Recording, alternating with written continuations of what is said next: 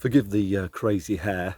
I might look like a boffin, but this one is, well, basically from a former life, really. Some important economic news was announced today, and that is that the UK government's national debt is now equal to the country's GDP. So the BBC, as ever, when they try to explain things like this, their goal isn't to explain things, it's to confuse people. So what I'm going to do today is just really simply and quickly explain what these terms mean and why this figure matters. Why does it matter that the UK's national debt is now equal to its GDP? Okay, so first off, what's the national debt? Well, you might have noticed that every single year the government spends a lot of money on healthcare, pensions, state education, defence, but they also spend money on debt interest, because you would have thought, wouldn't you, that the government gets most of its money from taxation, but and it does, but it doesn't collect nearly enough. So the shortfall between the amount of money that the government spends and what it taxes each year, that's called a fiscal deficit. So that's the total amount that the government borrows in 1 year. So let's make that comprehensible, yeah, right, make it understandable. So imagine that you're an individual, you earn maybe £100, but you want to spend 120. So to do that, you need to borrow an extra £20.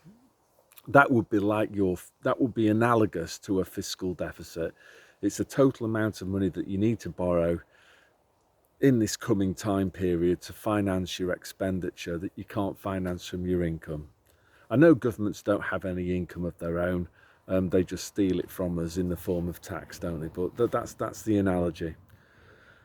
So what's this national debt thing? Well, the national debt is the total amount of money that the government owes to the people that lent it money, which is basically the government borrows money by issuing these things called government bonds, which are bits of paper that promise the person that purchases the paper a fixed rate of interest on whatever they lent to the government. So basically, every single year the government runs a fiscal deficit, the national debt goes up. So imagine, if you've got a total debt of, say, £10,000, and this year you borrow an extra £500, your total debt would be £10,500 at the end of that year. So basically, the national debt is the sum of all the fiscal deficits that the government has ever run in its lifetime. So it's the total amount of debt that the government owes. And obviously the government has to pay interest, not just on what it borrowed this year, but on what it's borrowed in previous years. And the only way to get the national debt down is to run what's called a fiscal surplus. So fiscal surplus occurs in a year where the government's spending is less than what they collected in taxation.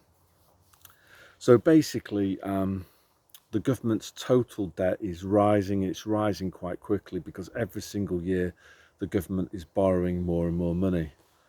So again, if you borrow more money, then you'll end up paying more interest, and that interest payment is going to add to your total expenditure, and other things being equal, that will increase the national debt. So there's a bit of a doom loop thing going on here, and obviously now interest rates are rising, so even if the government doesn't do anything and it was to halt its borrowing, its payments on debt interest would keep on going up,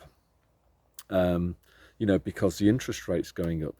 But actually what's happening is the total debt is rising as well, because the government is index linking welfare benefits to inflation. So its welfare bill is growing at the same rate as inflation, which is like practically 10%. So basically, this is what's going on. At the same time, there's this figure GDP. What's that? Well, GDP, it's the total money value of all goods and services produced by a country in a year.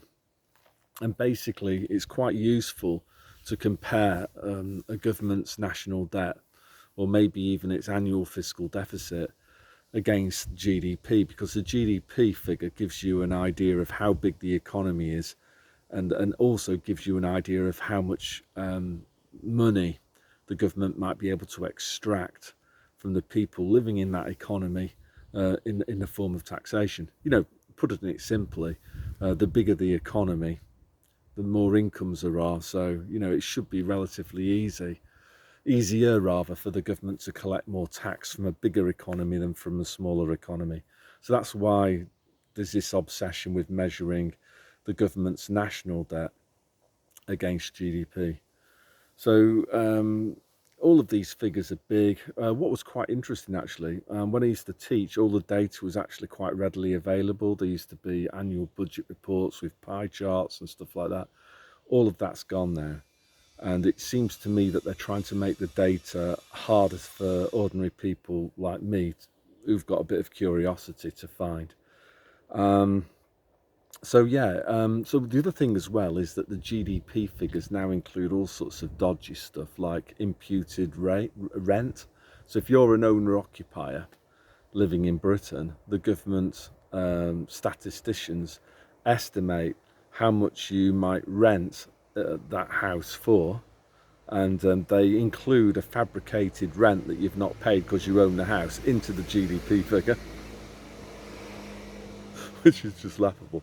They also include an estimate for black market activities like prostitution. So, you know, this important figure, GDP, actually includes estimates. So I may well do some videos on that, because there'll be some people who just won't believe it, but it actually is true.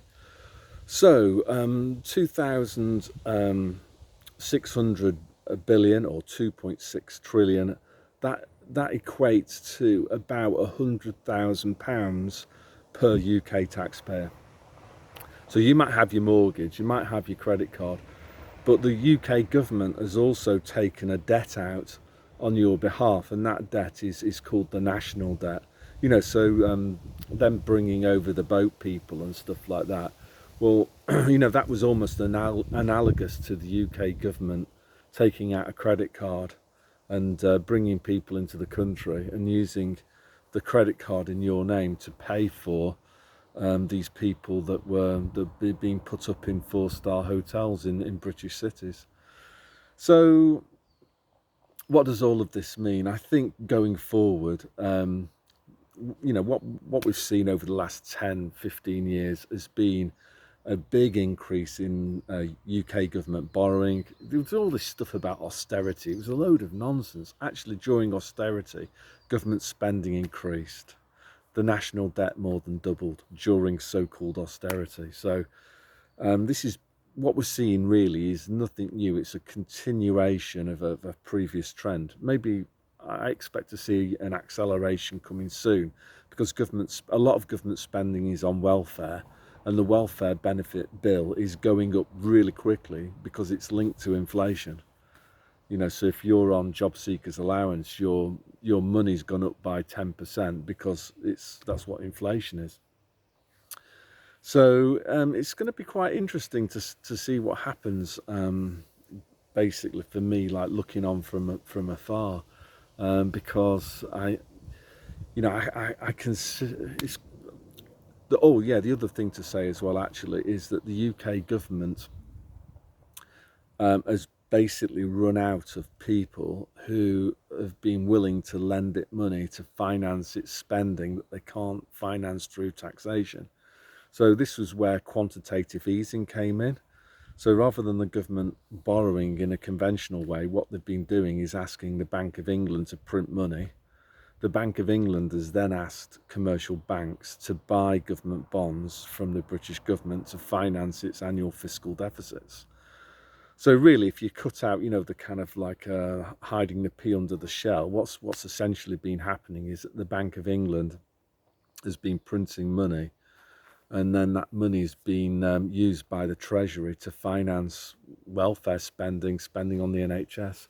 and this is why we've got such high inflation. You know, again, I read some article yesterday on the BBC's website, and they're like trying to say that even now they're still trying to blame the cost of living crisis on Putin rather than on the combination of money printing and lockdowns.